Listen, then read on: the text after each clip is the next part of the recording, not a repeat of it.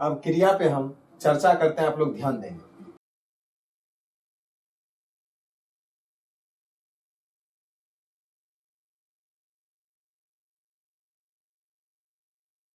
क्रिया का परिभाषा होता है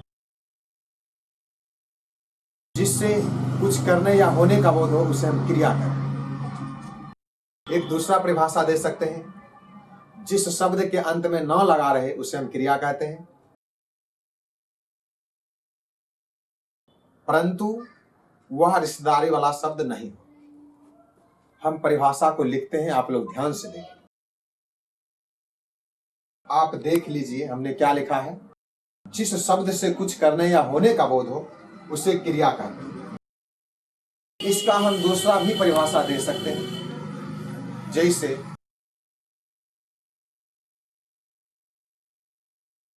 जिस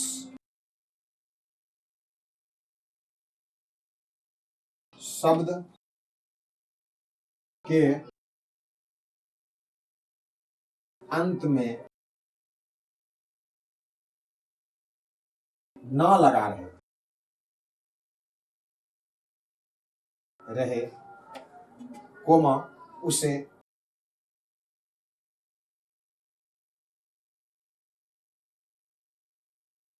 क्रिया कहते हैं।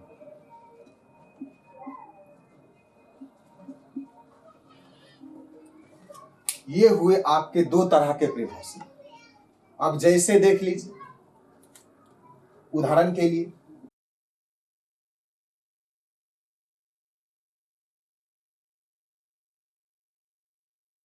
खाना, पीना, जाना, लाना, सोना आदि।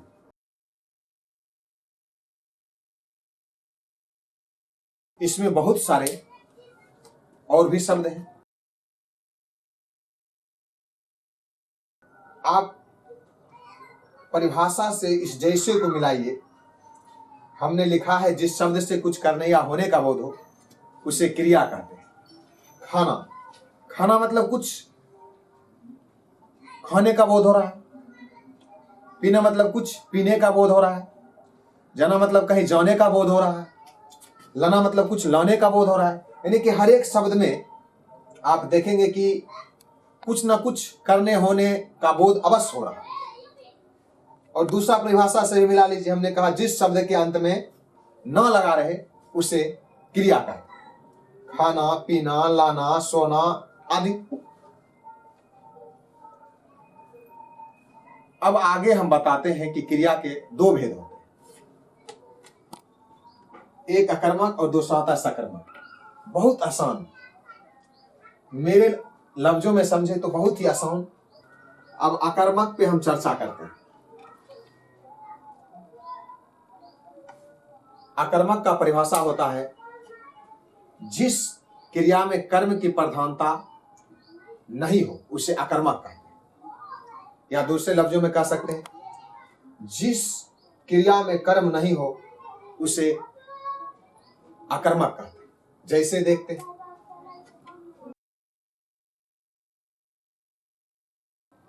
राम जाता है,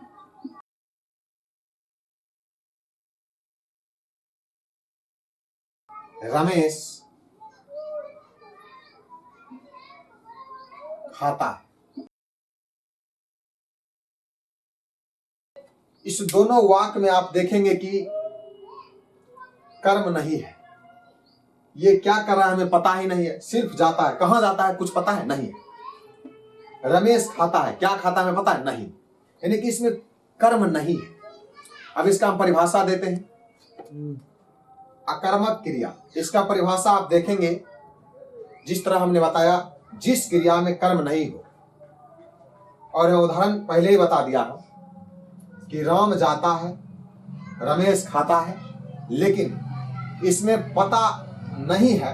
आप देख सकते हैं वाक्य में कि क्या क्या हो रहा है। राम कहाँ जाता है, रमेश क्या खाता है, कुछ पते नहीं है, तो कर्म है नहीं है। आप ही लोग देख लीजिए। आसान लफ्जों में अच्छा। आपने अकर्मक देखा, हमने उदाहरण परिभाषा दोनों दे दी।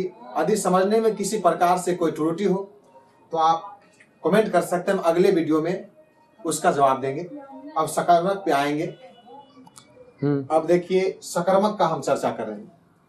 सकर्मक का परिभाषा हमने लिखा, जिस क्रिया में कर्म हो उसे सकर्मक कहते हैं। जैसे हमने लिखा, राम आम खाता है, वह किताब पढ़ता है, अक्षय घर जाता है, आलिया स्कूल जाती है।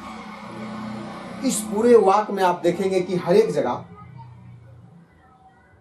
कहां जाता है, क्या खाता है, क्या पढ़ता है, यानी कि हर एक कुछ का हमको पता चल जाता है, इसलिए हम इसे सकर्मक कहते हैं। अकर्मक में ठीक इसका उल्टा था कि उसमें यह पता नहीं चलता है कि क्या हो रहा है, सिर्फ जाता था, खाता था, पढ़ता था, लाता था, लेकिन यह पता नहीं होता था क्या खाता था, क्या लाता था, कहां जाता था, क्यों जाता था, ये सब पता नहीं चलता। इसमें हमें पूर्ण रूप से पता है, राम आम खाता है, वह किताब पढ़ता है, अक्षय घर जाता है, आलिया स्कूल जाती है। ये हुए आपके सकर्मक क्रिया। इस टाइप से आपका क्रिया समाप्त हुआ और इसमें एक आता है धातु। अब आप देखिए क्रिया के दोनों प्रकारों का चर्चा हो चुका है। अब धातु के बारे में हम आपको बताएं। क्रिया के मूल रूप को धातु कहते हैं। जैसे हमने लिख दिया, खा, पी, पढ़, ला, उठ, बैठ, रो, रुठ, लिख आदि, और इसी से क्रिया बनता है। समझने के लिए थोड़ा देख लेते हैं। खा लिखे, इसमें यदि प्लस में ना जोड़ दे तो हो जाता है खाना। तो देखिए आपका क्रिया बना कि नहीं बना। हमने बताया जिस शब्द के अंत में न लगा रहे उसे क्रिया का, तो इस शब्द में हमने न लगाया, खाना, खा जोड़ना खाना हो गया, यानी कि देख लीजिए क्रिया हुआ कि नहीं हुआ। इस प्रकार से आपका क्रिया पूर्ण रूपेण खत्म होता है।